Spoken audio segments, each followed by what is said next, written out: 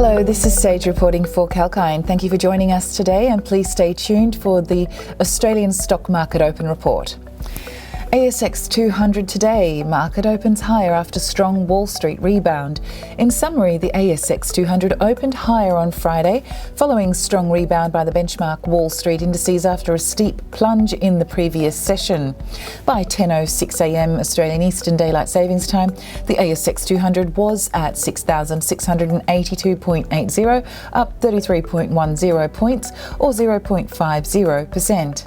The top performing stocks in this index were Unibail-Rodamco-Westfield and Treasury Estates Limited, up 14.49% and 5.92% respectively. On Thursday, the S&P 500 ended up 0.98% at 3,787.38, while the Dow Jones Industrial Average settled higher by 300.19 points at 30,603.36. The tech-heavy NASDAQ Composite climbed 0.50% to 13,337.16.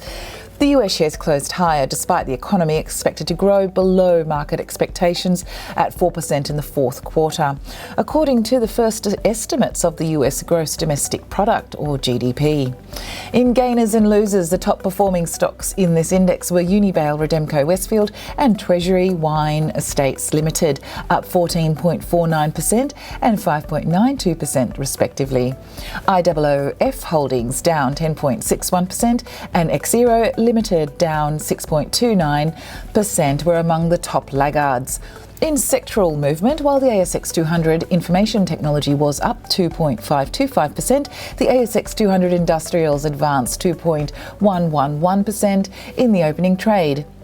The ASX 200 healthcare was up 1.109% and the ASX 300 metals and mining gained 1.009%. In other newsmakers, miners Rio Tinto and BHP were up 0.9% and 0.7% respectively, despite iron ore prices pledging by 5%.